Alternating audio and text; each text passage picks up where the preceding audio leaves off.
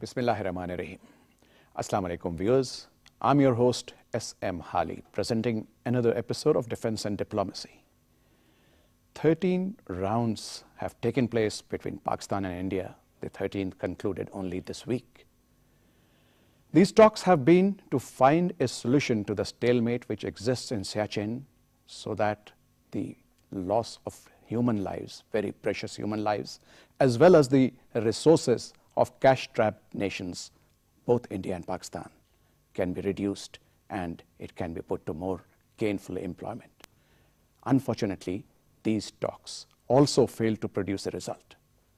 But the problem, the issue of Siachen is so severe because this is the highest battlefield on earth and it needs to be resolved. To discuss what is the way forward and a little bit about the genesis of the problem, we have invited in our studio today two very eminent panelists. We have with us Lieutenant General Talat Masood, who actually needs no introduction. He is very well known, well done. And then we have with us Advocate Tariq Pirzada, who is not only an international jurist, but also keeps his eyes and finger on the pulse of international affairs. Welcome, sir. Thank you. Very briefly, sir, what is the genesis of this issue? Well, the genesis of this issue is, as you know, when the Simla agreement took place, the boundaries were demarcated and the line of control right up to what they call a point called NJ 9842. And after that, no one ever thought that, that area needed a definite demarcation in that sense because of the heights involved and that these mountains were snow covered, and no one thought that they were of any consequence in that sense because hardly any life existed or any vegetation. So what they did was that they said from then onwards, right up to the Chinese border, the NJ 9842 and looking towards the north. And Pakistan really thought that this meant northeast. Whereas the Indians, took advantage of that. I'm going a little briefly. Took advantage of that, and in 1984 started sort of occupying certain heights. And when Pakistan came to know of that, Pakistan tried to sort of push them back, but it has not been possible because they had already occupied the higher positions from where it became very difficult to dislodge. So since then, this has become a disputed thing. And in fact, the Indians violated the Simla Agreement because the Simla Agreement said that, you will stay where you are and you will not move anywhere else. So the Indians, in fact, committed aggression and violated the Simla Agreement in Siachen. And this has been Pakistan's position ever since. And Pakistan has been wanting that they should go back to the 1984 position, which Indians refuse. And now the Indians say that, we want to authenticate the positions that we have occupied. Before we come to that, sir, let me ask you, Advocate Tariq Pirzada. You see, the General has very concisely, captured the genesis, the spirit of the problem. And we actually kept on fighting each other, but in 2003, I'm glad that good sense prevailed and we have had a ceasefire. Since then, not a single shot has been fired from either side. But it is the weather which is taking a very major toll. Before that, I would like to ask you, as a jurist, how do you look at it, that why does Pakistan stake a claim? Why were the international, trekking expeditions all applying to Pakistan for permission and not to India? Interestingly, this is one of those territories. It's about 70 kilometers long. You can easily gauge the distance. It's a triangle, and as he pointed out, India and Pakistan. That's what it is basically. An inverse triangle, to be more precise. Yes, and the interesting thing is that all the maps since the day one, from 1954-55, through the latest U.S. satellite mapping that the U.S. had been using for all over the world, it all indicated that this Siachen region, 70 kilometers long, which is now under Indian occupation, all of it, with minor areas, some areas which are not there, part of the Indian occupation, that they were all considered part of Pakistan's north, and the good example of that was, and it has been a practice for so long, that all the climbing expeditions that went to the northern areas, they went through Pakistan, they sought Pakistan's permissions, licenses were given. So basically, but again, up to the point, in these 20, 30 years, there was no deployment of forces by Pakistan, because Pakistan never thought that there would be any dispute on this issue, or unless, of course, we can say now, looking backwards, that somebody should have thought on those lines. I'm not going there. No, but could you share with our viewers what are the factors which supported Pakistan's claim that Pakistan exercises control? I'm not saying Pakistan owned it, Pakistan physically occupied it, but these factors, what were the factors other than the expeditions? Okay, it is a part of Pakistan's north, number one. Very clearly, it is a part of Pakistan's north. It is a part of the those areas which India could not occupy in the early on, because even they did not think at that time that it was probably in their interest to go there.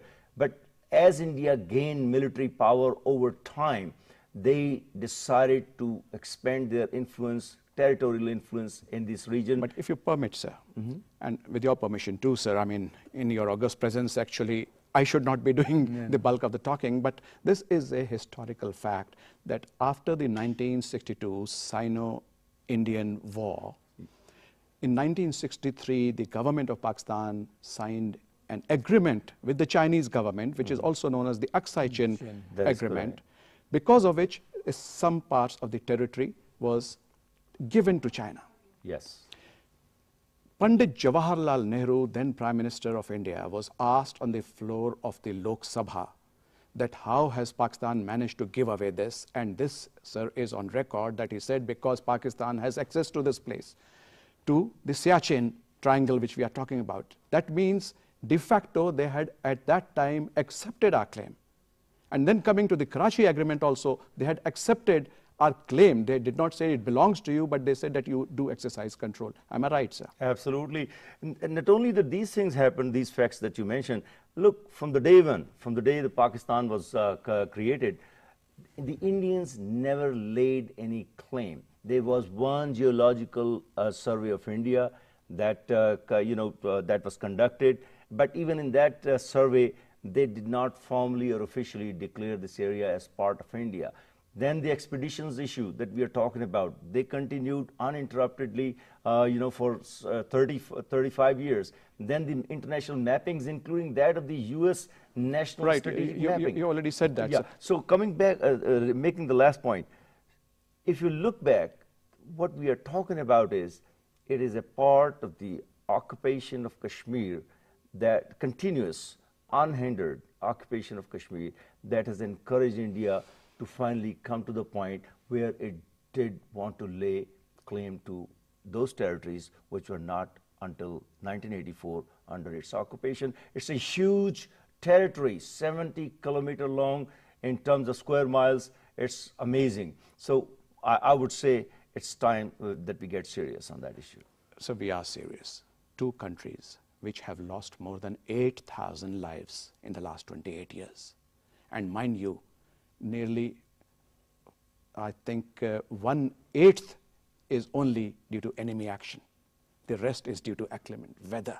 Right. Inclement weather claims the lives because you are living not only under sub-zero, but at sometimes as low as -55. Right. It is the blizzard, it is the crevices, it is the, what you call snowstorms, the avalanches, the latest which happened just 2 months back, which actually brought hope, because our own Chief of Army Staff, General Kiani, the government of Pakistan, even the people of Pakistan thought that this kind of a loss should not be acceptable to the people, and it is time we find a solution. So you were talking about, sir, the authentication request or demand, I would say, by the Indians. Well, I mean, the Indians they have been keep on saying that unless it's authenticated, unless it's mapped, and we will not vacate that territory. That has been the demand. And Pakistan obviously looks at it in this way, that if we do authenticate, we will then legitimize an aggression. And if we legitimize an aggression there, then what happens? Then that means the whole question of Kashmir also, as far as we are concerned, has also been an aggression. So they could extend that and also say that you legitimize that and we compromise the whole question of Kashmir. But you know, you can look at it in this is one way of looking at it, which is quite correct and probably so legal. I'll come to a solution a little later, if you permit. As a jurist, how do you look at this illegitimate occupation? Because as the General pointed out, and the Indians are demanding, they're willing to go back, but there is trust deficit. So they are saying that you first legitimize our occupation, then we are willing to vacate. The issue is not that of trust deficit. The issue is that of grabbing the land. They are talking about, as General clearly mentioned, on authenticating the ground deployment of their forces and the line along which they are located, which simply means in legal terms, if you compare it with the rest of the ceasefire line, that just the ceasefire line will be formally extended all the way to the Chinese border, and according to whose wishes? The wishes of the Indians. Under what? Under the dictates of what? Under the dictates of their military occupation. And now if we agree, very simply, if we agree to the Indian ground position, that means form a formal ceasefire line. Ceasefire itself is not an international boundary. It assumes the character of an international boundary, as it has assumed in the case of the rest of the Kashmir. That was the mistake that was made at that time, and nobody corrected that. We became lax on the issue of Kashmir, and I keep saying the dust is piling up on this issue. If you don't actively get involved, A, on Sarkre, B, on Siachen, C, on the rest of the Kashmir, and all these issues, if these issues are not legally and politically handled, then of course we'll be heading one day towards the military conflict. I mean, we can say that yes, that there's a nuclear equation on both sides, but we won't do that. These are limited intensity issues, and military conflicts do happen in these cases. Right. So on the point of military conflict, now let me talk to the General. Sir, we have had 3 wars. We have had a Kargil. We are facing Siachen. And no one actually wants a conflict. The days of conflict are gone, sir. We should be resolving our problems on the table. So, we have tried 13 rounds. So what should be the way forward, sir? Well, I think the very fact that there has been a ceasefire since 2003, that shows that at least the Indians and Pakistanis are determined not to use this as an, a reason for going to war or any conflict or even exchange fire. So to that extent, it's a peaceful border now. Now the question is that will the Indians yield on anything else other than, what they are saying? To me, there could be, some sort of a flexibility on both sides. What Pakistan can do probably is that insist that whereas we could probably authenticate or we could at least map the place, and even if it is not authenticated, and say that this is where the Indians were, and their actual position in future will be determined by the negotiations that take place on the final settlement of Kashmir. So we can say that it becomes conditional on the final settlement of Kashmir. But as of now, these are the positions that have been held, that are being held by India and Pakistan. So to that extent, we are only really accepting the reality on the ground that exists de facto. So that de facto position we are not legitimizing, because we are introducing a clause wherein we are saying that in a future agreement, and it will depend on how the future... Right, sir. So the General has made a point. I would like to come to you, sir. But before that, I would like to remind you, through you, to our viewers also, that even the Indian Prime Minister, Dr. Manmohan Singh, and also many people on our side of the divide have suggested that we make Siachen an international park where trekkers, where expeditioners come and go, and no forces are deployed there. But what the General has said also makes sense. How do you look at that? Look, all these issues, all these proposals about turning the Siachen into a big, highland park or a high mountain park, international park where people would come and enjoy. But that is an issue that arises later. The issue at the present time is that there is a military occupation of Siachen by India. India wants to gain a clear political benefit out of that. which means that they want a clear line of ceasefire drawn along their line of occupation. And in effect, what they are saying is, and that will also become a reality once we agree to that, that this will be practically divided between the two countries. After that, once you agree to that, maybe the Indians will agree to a international park being created over there. But in that case, on the ground reality would be that we will have lost Siachen as a part of Pakistan's territory. Until it is properly demarcated, I mean, if I lose some territory, if Pakistan loses some territory as a result of demarcation, that is because of a measurement, because of the plan of measurement. But if we lose it because of the dictates of Indian occupation, that is a very different matter. And again, the issue of Kashmir, larger issue of Kashmir, will be compromised on this matter. So that's a very serious point. But the problem is that Indian obduracy is, persisting. General sir, you would remember that in 1989, when a young Rajiv Gandhi, the Prime Minister of India, visited Pakistan, and a young Benazir Bhutto met, and both were very vibrant but keen leaders, and they decided to resolve it. In fact, a resolution had been achieved. The only thing was that Mr. Rajiv Gandhi was to go back to India and make an announcement that the forces are going to withdraw unilaterally. Unfortunately, sir, the Indian military persisted that we have made a tremendous sacrifice in occupying these. We wouldn't like to, vacate it just like that. And number two, the Indian Congress leaders, the hardliners, the hawks said that this is the election year. If we do that, the photographs appearing in the Indian newspapers of the Indian military troops withdrawing are going to probably lose you your election. And so we lost that chance. Now, sir, so many years have passed. Where do we go now? Well, actually, as you rightly point out, the settlement had already more or less taken place, and it was only a question of signing it. And the history, what you narrate, is absolutely true, because I was then in government as well. And after that, again, during Musharraf's period in 2005, a similar sort of an agreement was very close to being finalized. But unfortunately, then they thought that Pakistan's government was not in a position to sort of undertake the signing agreement, and so they withdrew. So I think but the Indians now do not seem to agree to that. They have retracted from that.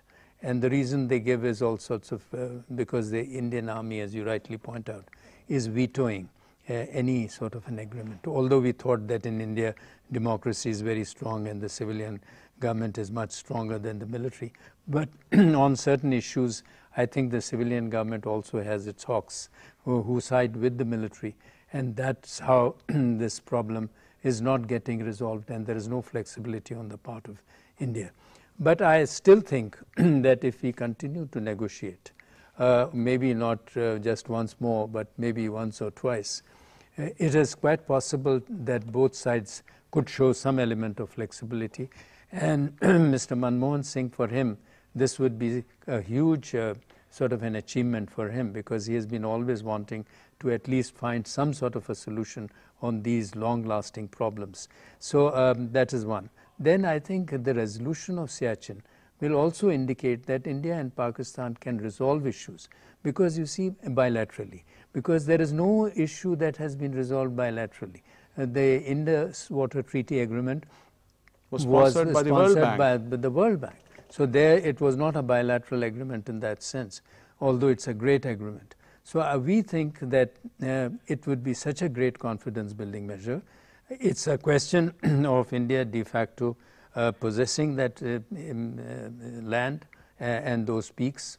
So I think what we need to do is that we expect that Indians should show flexibility, and Pakistan can also show flexibility by sort of not insisting to that extent, because after all, the line of control is also subject to a final settlement. Absolutely. So we could also say that the same line of control, which is the ceasefire line now, could become a line of control for the time being, and then after it is mapped, it could be subject to the final settlement. Right. Advocate Tariq Pirzada, I saw you squirming in your seat. You have let me say one thing. Considering the kind of problems the Pakistan is engulfed in at the present time, there has to be a natural temptation to find an immediate solution, cut our losses, come back, and feel that we have to resolve to look to other issues and settle them, economic, domestic, and otherwise. But remember, if you are a great nation, you will continue to encounter major problems. And Pakistan's armed forces have made sacrifices.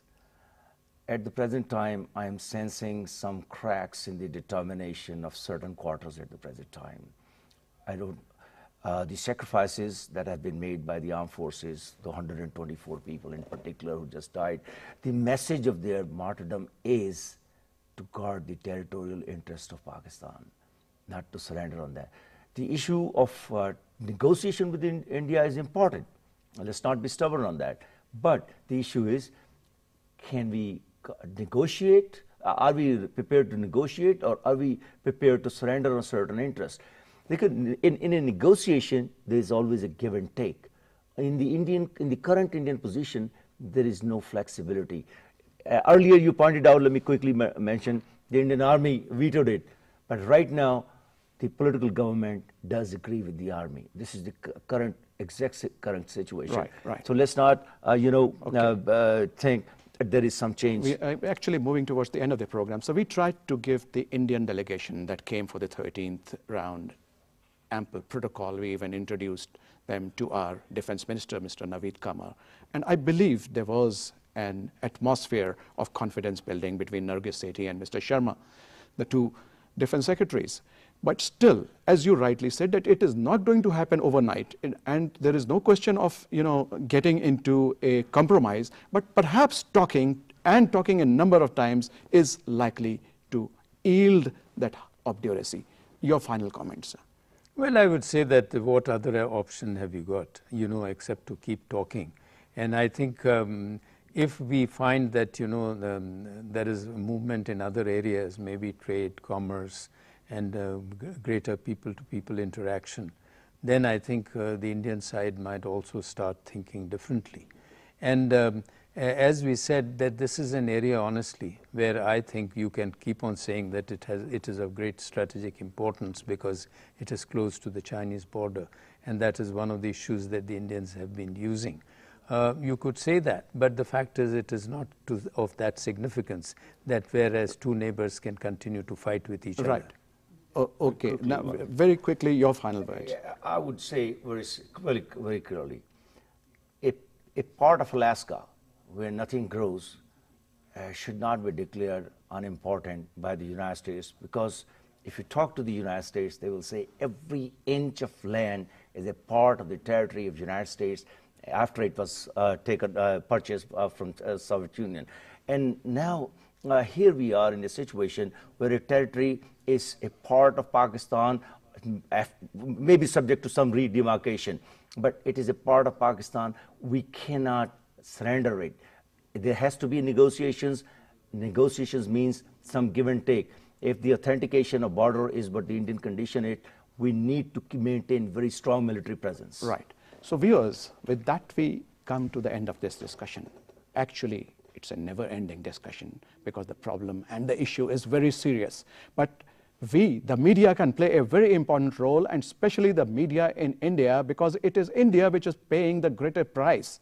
It has lost the amount of cash flow of the poor and starving millions and teeming millions is going into maintaining their troops is nearly 3 times what Pakistan is spending. And there are peaceniks on the side of the Indians like Kuldeep Nair, like Arundhati Rai, like Praful Bidwai, who are saying that there should be an end to this madness. Perhaps we need to join forces with the Indian media, at least on this, to make sure that no more human lives are lost and we go towards peace. Viewers, I would like to share with you a very, very short experience I had. I visited the Kunming Fair and I returned from there only last night. And what I saw was there that the province of Yunnan, which borders with Laos, with Vietnam, and with Myanmar, has made a nearly transparent border. And let me tell you that China has had its problems with all its neighbors, but now it is encouraging trade, and trade to the extent that, for example, jade is being mined in Myanmar, but it is being processed in China to a win-win situation for all. That kind of a situation, as the General pointed out, that we should give way to commerce and trade, which will probably give way to reducing the trust deficit. So we need to build peace so that we can leave peace for our future generations. Of course, not without compromising our sovereignty and all, because they stand supreme. I would like to thank you, Lieutenant General Talat Masood, for your very wise and sagacious comments. I would like to thank you, Advocate Tariq Pirzada, for your very logical comments. Viewers, keep watching us and send us your comments. See you next week, inshallah. Allah Hafiz.